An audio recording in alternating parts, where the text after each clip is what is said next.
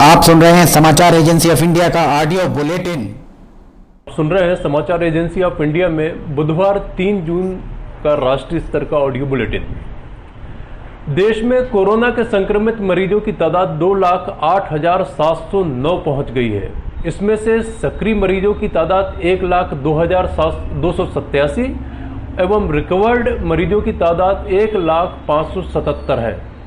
इस बीमारी के चलते जिन लोगों की मौतें हुई है उनकी संख्या 5,834 पहुंच गई है। जिन राज्यों में मरीजों की तादाद 5,000 से अधिक है उनमें 8 राज्य जो आ रहे हैं वे उसमें से भी महाराष्ट्र अभी तक सबसे आगे चल रहा है, जहां 72,300 मरीज पाए जा चुके हैं। कोरोना के मरीज तमिलनाडु में 24,586, दिल्ली में 22,132, गुजरात में 17,632, राजस्थान में 9,475 और उत्तर प्रदेश में 8,729, मध्य प्रदेश में 8,420 जबकि पश्चिम बंगाल में 6,168 है। भीषण चक्रवात निसर्ग महाराष्ट्र में मुंबई से 150 किलोमीटर दूर दक्षिण पश्चिम और अलीबाग से 95 किलोमीटर दक्षिण पश्चिम में अरब सागर में केंद्रित है। चक्रवात निसर्ग आज दोपहर 1:15 पर महाराष्ट्र में अलीबाग में दिव्यागार के पास समुद्र तट को पार कर गया। चक्रवाती तूफान निसर्ग महाराष्ट्र में दस्तक दे चुका है। अलीबाग में लैंडफॉल के बाद अब यह देश की आर्थिक राजधानी मुंबई पहुंच चुका है। मुंबई के कई इलाकों में तूफान की वजह से काफी नुकसान हुआ है। मौसम विभाग के मुताबिक इस दौरान 100 से 110 किलोमीटर प्रति घंटे की रफ्तार से हवाएं चलती रहीं। तूफान की दस्तक के बाद तटीय इलाकों में जो तस्वीरें और वीडियो सामने आ रहे हैं वे काफी डरावने हैं। केरल में एक हथिनी को पटाखे भरा अनानास खिलाने से उसकी मौत हो गई। इस घटना की चारों तरफ निंदा हो रही है। दूसरी तरफ कोल्लम जिले में भी एक ऐसे ही मामले की खबर आ रही है। बताया गया है कि लगभग 1 महीने पहले एक हथिनी के मुंह में चोट आने से उसकी मौत हो गई थी। एक अधिकारी ने बताया कि अप्रैल महीने में कोल्लम जिले के पुनलूर डिवीजन के फॉरेस्ट रेंज में पाई गई हथिनी का जबड़ा टूटा हुआ था और इसके चलते वह कुछ खा नहीं पा रही थी। वन अधिकारी ने बताया कि हथिनी अपने झुंड से बिछड़ गई थी। उसका जबड़ा टूटा हुआ था जिसके कारण वो कुछ खा नहीं पा रही थी और इसी के चलते वह बहुत कमजोर हो गई थी। वन अधिकारी जब उसके पास गए तो वह भागकर वापस जंगल में चली गई और अपने झुंड में शामिल हो गई। अगले दिन वह फिर बीमार अवस्था में अपने झुंड से अलग मिली। तब उसके बाद पूरी तरह से उसका उपचार किया गया, लेकिन उसके बाद भी उसको बचाया नहीं जा सका। एक और अधिकारी ने बताया कि इस बारे में जांच की जा रही है। आशंका है कि उसे किसी व्यक्ति ने खाने के सामान में पटाखा खिला दिया होगा, जिसके धमाके से उसके मुंह को काफी चोट पहुंची। नाम न बताने की शर्त पर इस अधिकारी ने बताया कि पोस्टमार्टम रिपोर्ट का इंतजार किया जा रहा है, लेकिन ऐसे मामलों में जांच करना काफी मुश्किल काम है। उन्होंने बताया कि जानवर एक दिन में कई किलोमीटर की यात्रा करते हैं। ऐसे में यह पता लगा पाना बहुत मुश्किल भरा होगा कि कहां पर इस घटना को अंजाम दिया गया। गुजरात के भरूच जिले में दहेज स्थित एक केमिकल फैक्ट्री में बुधवार को विस्फोट के बाद भीषण आग लग गई, जिसके चलते 5 कर्मचारियों की मौत हो गई, जबकि इसी घटना में दर्जनों कर्मचारी झुलस गए हैं। भरूच के जिलाधिकारी एमडी मोदिया ने कहा कि कृषि रसायन कंपनी की भट्टी में दोपहर को हुए विस्फोट में लगभग 35 से 40 लोग झुलस गए। इन सभी लोगों को भरूच के अस्पतालों में भर्ती कराया गया है और उधर आग को बुझाने के प्रयास भी निरंतर जारी हैं। उन्होंने बताया कि आग पर अभी तक काबू तो नहीं पाया जा सका है और उन्होंने यह भी बताया कि इस घटना के चलते निकटवर्ती लाखी और लोवारा गांवों को भी एहतियातन खाली करवाया जा रहा है, क्योंकि फैक्ट्री के निकट जहरीले रसायनों के संयंत्र हैं। केंद्रीय ऊर्जा और नवीन तथा नवीकरणीय ऊर्जा मंत्री राजकुमार सिंह ने बुधवार को नई दिल्ली में वीडियो कॉन्फ्रेंसिंग के माध्यम से बिजली क्षेत्र में एक अखिल भारतीय रियल टाइम बाजार की शुरुआत की। इस अवसर पर श्री सिंह ने कहा कि रियल टाइम बाजार प्रतिदिन आधे घंटे खुला रहेगा। बिजली के खरीदारों और विक्रेताओं के पास प्रत्येक 15 मिनट के टाइम ब्लॉक के लिए बिजली खरीदने और बेचने के लिए बोलियां लगाने का विकल्प रहेगा। प्रस्तावित रियल टाइम बाजार विद्युत वितरण कंपनियों को प्रतिस्पर्धी मूल्य पर बड़े बाजारों तक पहुंच के लिए एक वैकल्पिक तंत्र उपलब्ध कराएगा। उधर कोरोना को लेकर स्वास्थ्य और परिवार कल्याण मंत्रालय ने जानकारी देते हुए बताया कि देश में स्वस्थ होने वालों की दर 48.07% हो गई है। ठीक होने वालों की संख्या 1 लाख से अधिक हो चुकी है। पिछले 24 घंटों के दौरान 4,776 मरीज ठीक हुए हैं। 8,900 नए मामलों की पुष्टि के साथ संक्रमित लोगों की संख्या 2,07,615 हो गई है। स्वास्थ्य मंत्रालय ने बताया कि पिछले 24 घंटों में 217 लोगों की मौत हुई है। अब तक इस वायरस से 5,815 लोगों की मृत्यु हो चुकी है।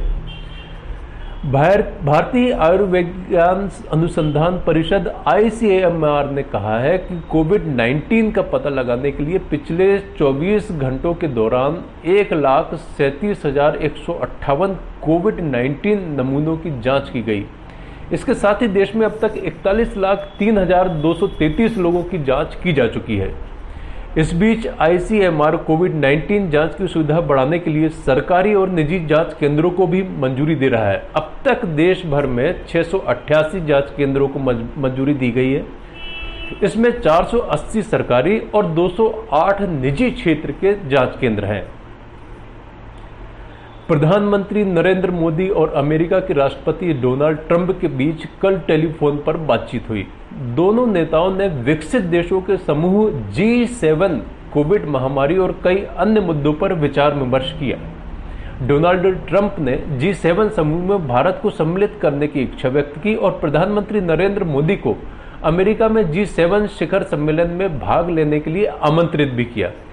आधिकारिक वक्तव्य के अनुसार अमेरिकी राष्ट्रपति डोनाल्ड ट्रंप ने G7 की समूह की वर्तमान सदस्य संख्या बढ़ाकर इसमें भारत सहित अन्य महत्वपूर्ण देशों को सम्मिलित करने पर जोर दिया। इस बीच चक्रवाती तूफान निसर्ग से जुड़ी हुई एक और खबर। यह तूफान महाराष्ट्र के तटीय इलाकों से टकराकर गुजर गया है।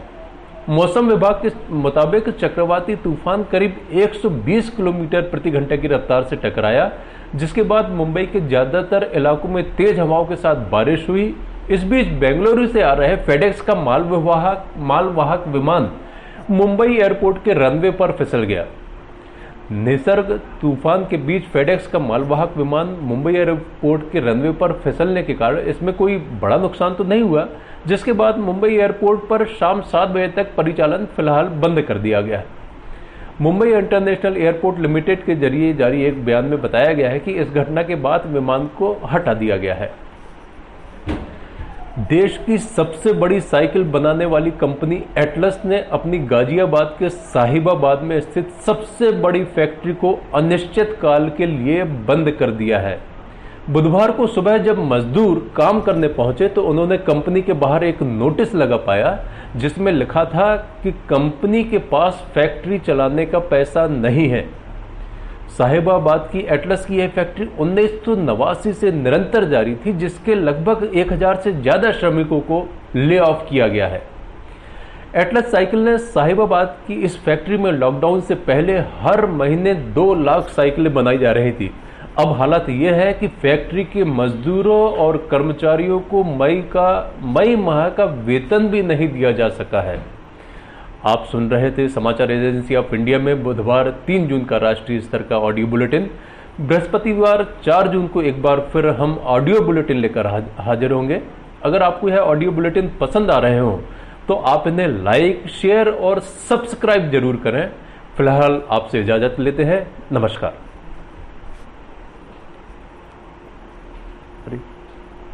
ये तो लॉक हो गया, लॉक कोड डाला ना। 1935 है। आज हम आपको बताते हैं समाचार एजेंसी ऑफ इंडिया की चैनल को आप सब्सक्राइब कैसे करेंगे। सबसे पहले आप अपने मोबाइल पर ब्राउज़र को खोलिए या तो यूट्यूब को खोलिए। यूट्यूब आपके पास होगा। यूट्यूब पे आप उसके बाद सर्च बटन दबाइए। सर्च में आप लिखिए LIMTYKHARE। इस तरह आप ये स्पेलिंग लिखिए। इसके बाद ये खुला दिखेगा आपको। ये देखिए आप, ये आपको खुला दिख रहा है।